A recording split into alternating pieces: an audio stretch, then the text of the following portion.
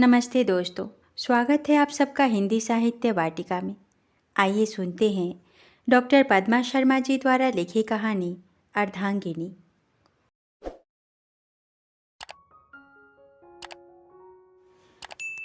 Doorbell बजते ही मनीषा ने पहले दीवार की घड़ी पर निगाह डाली।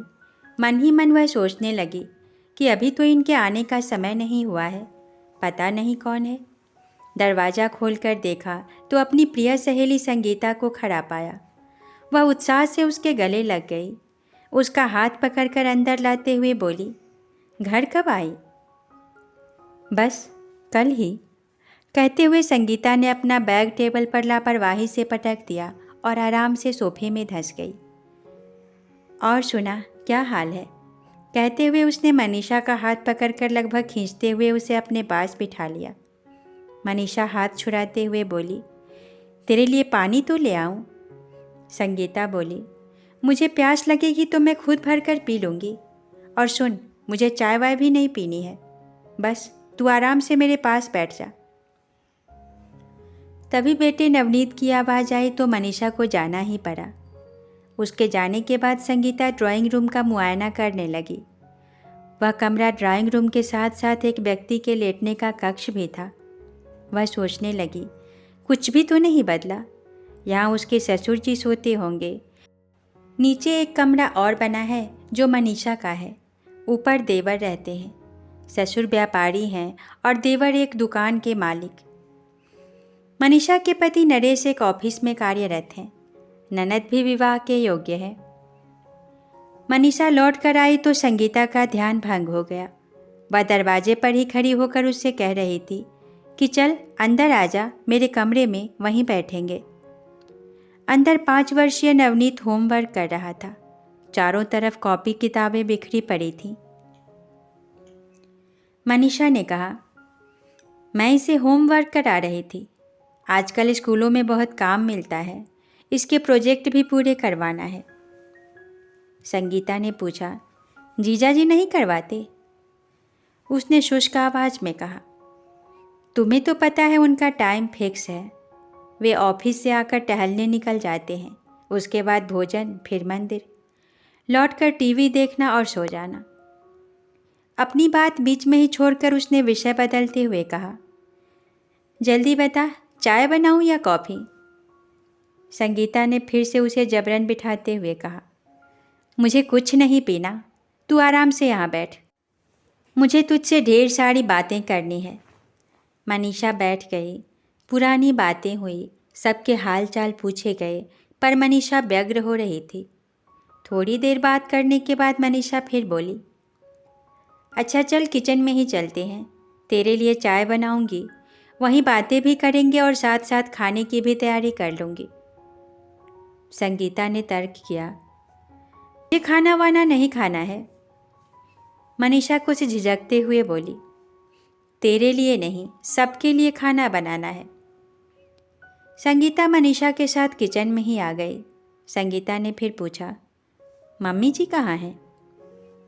उसने संक्षिप्त उत्तर दिया, मंदिर गई हैं। मनीषा को शांत देखकर संगीता चहकते हुए बोली, तनख्वाह कितनी बढ़ रही है? सुना है तू तो अब माला माल हो जाएगी, बता कितना फायदा हो रहा है? पता नहीं, वही सरल सा उत्तर हमेशा की तरह उसने दिया। अच्छा बता, अभी कितनी पगार मिल रही है? संगीता हिसाब लगाने को आतुर थी। उसका फिर वही उत्तर था, मुझे नहीं पता। दरअसल तुझे तो मालूम है, मैंने शादी के बाद से ही नहीं जानना चाहा कि मुझे कितनी तनख्वाह मिलती है। वेतन बैंक में जमा हो जाता है, इन्हें जितनी ज़रूरत होती है एटीएम से निकाल लेते हैं। पूछती हूँ फिर भूल जाती हूँ। संगीता जानती थी कि मनीषा को ज़्यादा वेतन मिलता है और उसके पति को कम। वह वेतन संबंधी कोई भी बात करती है तो उन्हें लगता है तनख्वाह की धौंस दिखा रही है। फिर इन्फीरियरिटी कॉम्प्लेक्स का भी प्रश्न था। गृहस्थी अच्छी तरह चलती रहे, इसलिए उसने आर्थिक मुद्दों में कभी हिस्सा नहीं लिया, ना ही हस्तक्षेप किया। संगीता झल्ला कर बोली, देख मनीषा, ये सीधापन और सरलता नहीं है, तेरा बुद्धूपन है। सीधा बनकर रहना और एक्टिव बनकर रहना, दोनों में अंतर है। तू कब अपने आप को एक्टिव बनाएगी? कॉलेज का एक प्राध्यापक ये कहे कि उसे नहीं मालूम उसे कितनी तनख्वाह मिलती है। कोई सुनेगा तो यह नहीं समझेगा कि तू कितनी सीधी है, वो तुझे मूर्ख समझेगा और यह तेरा सीधापन नहीं, बुद्धूपन है। इसका लोग फायदा उठाएंगे। तू अपने आप में कब परिवर्तन लाएगी? संगीता का लंबा चौड़ा भाषण शुरू हो गया था। थोड़ा रुककर फिर बोली, अपनी दशा देख, साड़ी बेतरतीब है, बाल बिखर रहे हैं, पैरों की एड़ियाँ फट रही हैं, गला सूना पड़ा है। मुझे मालूम है ऐसे ही कॉलेज हो आई होगी। मनीषा की आंखों में पानी तैर आया था। वह धीरे से बोली, क्या करूं, घर के काम से फुर्सत ही नहीं मिलती। रात को थक कर चूर हो जाती हूँ। सुबह जल्दी उठकर क्लास का लेक्चर तैयार करती हूँ, नवनीत का टिफ़िन तैयार करना और नाश्ते की तैयारी करना। समय कब निकल जाता है पता ही नहीं चलता। बस भागते दौड़ते कॉलेज जाती हूँ। और देवरानी? संगीता ने प्रश्न उछाला। मनीषा बोली, वह सुबह का खाना बनाती है, मैं शाम का। चाय उबल रही थी, उसमें खदबदाहट थी। ऐसी ही खदबदाहट संगीता के अंदर भी थी। काम करते करते मनीषा ने पूछा, कब तक रुकी हो? उसने उत्तर दिया, बस परसों चली जाऊंगी। मनीषा ने आग्रह करते हुए कहा, अगले माह ननद की शादी है, पिछले महीने सगाई हो गई है, तू शादी में आएगी ना? संगीता ने पूछा, तुम लोग क्या दे रहे हो? उसका वही उत्तर, पता नहीं। संगीता को उस पर गुस्सा आने लगा, लेकिन वह कुछ कह नहीं पाई। संगीता जाते जाते चेता गई, तुझसे तो अच्छी मेरी जिंदगी है। घरेलू महिला हूँ, पर अपनी ज़िंदगी अपने हिसाब से तो जी रही हूँ। अच्छा बनने का लेवल चिपकाने के चक्कर में कब तक घुटेगी? देख, कोई नहीं पूछेगा तेरी अच्छाई को, एक्टिव बन। मनीषा और संगीता कक्षा 5 से लेकर बीए तक साथ साथ पढ़ी हैं। संगीता का मन आगे पढ़ने में नहीं लगा तो माँ बाप ने उसकी शादी कर दी। मनीषा के पिता की किताबों की दुकान थी। पिताजी किताबें लेने जाते तो कभी कभी मनीषा भी दुकान पर बैठ जाती। 4 बहन भाइयों का पालन गरीबी में किस जद्दोजहद में होता है, यह सब मनीषा ने देखा है। घर की हालत देखकर उसने संकल्प ले लिया था कि वह अच्छी नौकरी करेगी। उसने मेहनत की और कॉलेज में सहप्राध्यापक बन गई। अपनी तनख्वाह वह अपने घर वालों पर जी भरकर खर्च भी नहीं कर पाई थी कि अच्छा घर मिलते ही उसके पिताजी ने उसकी शादी कर दी। मनीषा के मन में भी प्रश्न उछल रहा था। रात में उसने नरेश से पूछा कि हम शादी में क्या देंगे। नरेश ने टालते हुए कहा, देख लेंगे, अभी कुछ सोचा नहीं है। मनीषा बिस्तर पर लेटी थी। संगीता के शब्द उसके मस्तिष्क पर बार बार प्रहार कर रहे थे। तुझे ये भी नहीं पता तुझे कितनी तनख्वाह मिलती है। मैं अपनी ज़िंदगी अपने हिसाब से जीती हूँ। मनीषा बुदबुदाई, संगीता, तुम्हें कैसे बताऊँ कि मैं क्यों इन सब के हिसाब में चलती हूँ। तुम्हें नहीं पता इनके परिवार में ताऊ जी के लड़के ने गुस्से में आकर पत्नी को छोड़ दिया। मैं जानती हूँ भाभी जी की हालत क्या हो गई है। डर लगता है मुझसे ऐसी गलती ना हो जाए कि मेरा भी वही हाल हो।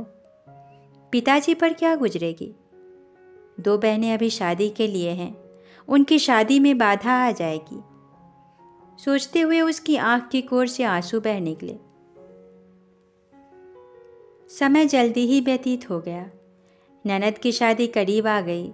शादी की रस्में पूरी होने लगी। घर में मेहमान भी आ गए। सासू माँ चौकी पर बैठी बुलावे में दिए जाने वाले बटौने को थैली में भरवा रही हैं। बुआ सास उसमें एक एक कटोरी बतासे भरकर मौसी सास को देती जा रही हैं। बुआ जी ने पूछा, घर में कौन कौन क्या क्या दे रहा है। मम्मी जी ने वही घिसा पिटा उत्तर दिया, दे देंगे जो बनेगा।